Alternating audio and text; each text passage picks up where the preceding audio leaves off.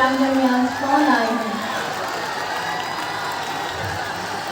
जन जन प्रेमी कुशल राजनेता उत्तर प्रदेश के यशस्वी मनस्वी माननीय मुख्यमंत्री जी का हम हृदय से स्वागत अभिनंदन बारंबार स्वागत अभिनंदन करते हैं कि वे हमारे विद्यालय प्रांगण में आज पधारे हैं और अपने दर्शनों से हमें चरितार्थ कर दिया। प्रबंधक महोदय जी से आग्रह करती हूँ कि कृपा करके माननीय मुख्यमंत्री जी का हार्दिक स्वागत एवं अभिनंदन उन्हें पुष्पगुच्छ एवं अंग वस्त्र देकर करें। आदरणीय प्रबंधक महोदय जी।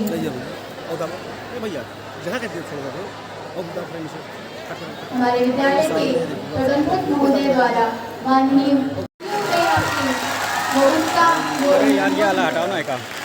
प्रदर्शित होना चाहिए। धन्यवाद श्रीमान, जो आज आपके पावन चरण हमारे विद्यालय के प्रांगण में पड़े, हम धन्य हुए।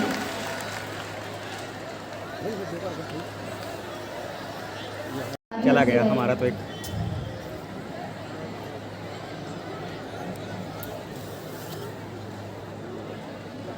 क्या तो रहा भाई।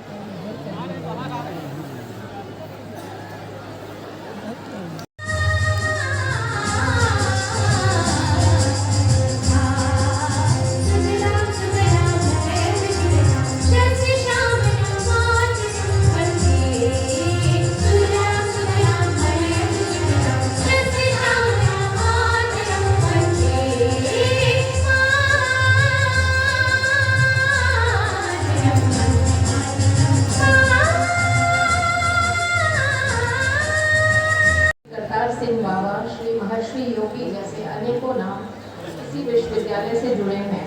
अनेकों साहित्यकारों की एक लंबी फहरिस्त है जो देश के साहित्य को निरंतर अभिसिंचित करती रही है। इसके बाह्य सौंदर्य के साथ इसके कोश में अंदरूनी खूबसूरती को भी समेटने का प्रयास किया गया है।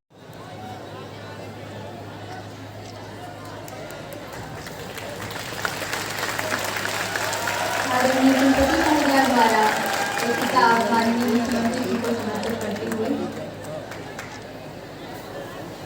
धन्यवाद आदरणीय। धन्यवाद।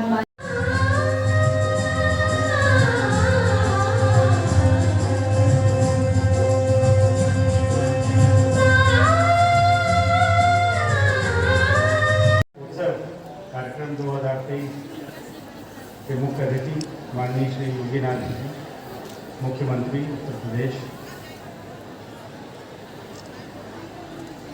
मंच पर आसीन सभी अति विशेषगण, आए हुए अतिथिगण क्षेत्र से मनाएंगे और फिर से निवेदन करेंगे माननीय मुख्यमंत्री जी से आए और हम लोग से आशीर्वाद दें।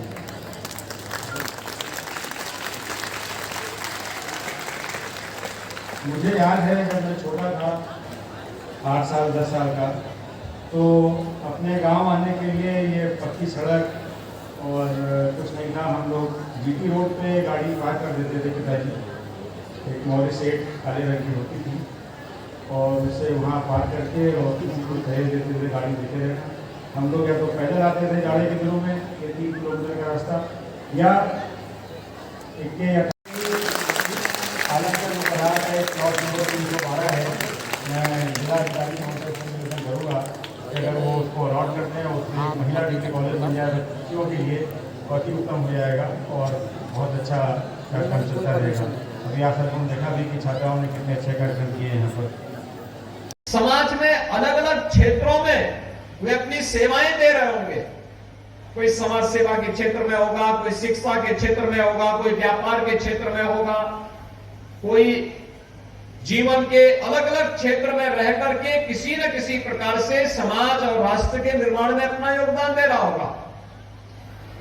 आज अगर वो कुछ कर पा रहा है तो उसके पीछे माँ बाप का संस्कार और माँ बाप के योगदान के साथ साथ इस विद्यालय का भी कंट्रीब्यूशन है, जिसने उन्हीं के घर में शिक्षा का एक केंद्र बनवा करके उन्हें यहाँ पे एक उत्तम केंद्र बनाने की प्रेरणा दी। और आज यहाँ पर बाबू महेश्वरी प्रसाद जी की स्मृति को ताजा रखते हुए यह इंटर कॉलेज अपने इस भव्य इमारत के साथ यहां पर 2500 से अधिक बच्चों को शिक्षा अर्जित करने के साथ साथ उनके ज्ञानार्जन का एक महत्वपूर्ण केंद्र बना हुआ है। मैं इसके लिए वर्तमान प्रबंधन को, जिनमें देश की जानी मानी हस्ती है, उनका भी हृदय से अभिनंदन करता हूं कि वे लोग इतना रुचि लेते हैं। स्वयं न्यायमूर्ति श्री विक्रमनाथ जी दिल्ली से इस कार्यक्रम में भागीदार बनने के लिए यहां पर आए। कुलपति जी प्रोफेसर संगीता श्रीवास्तव जी विश्वविद्यालय के अपने कार्यों से समय निकाल करके इस विद्यालय में आए। एक असामान्य सी बात है। ये विभूतियां अपने आप में लोगों के लिए प्रेरणा की केंद्र है। लोगों के लिए उनका व्यक्तित्व प्रेरणादायी बनता है। हजारों लाखों युवाओं को उससे आगे बढ़ने की एक नई प्रेरणा प्राप्त होती है। और आप सौभाग्यशाली हैं कि आपके यहां एक अभिभावक के रूप में वे आपके बीच में बैठ करके एक सामान्य नागरिक के रूप में आपके साथ आज बातचीत कर रहे हैं। आपको देखना चाहिए कि कैसे बड़ा व्यक्ति कोई अचानक नहीं होता है। आप ही के बीच में परिश्रम करके व्यक्ति पूरी लगन से, पूरी निष्ठा से जब व्यक्ति कार्य करता है तो बड़ी से बड़ी मंजिल प्राप्त कर सकता है, अवश्य प्राप्त कर सकता है। और यह विद्यालय के प्रबंधन उसका एक उदाहरण आप सबके सामने है।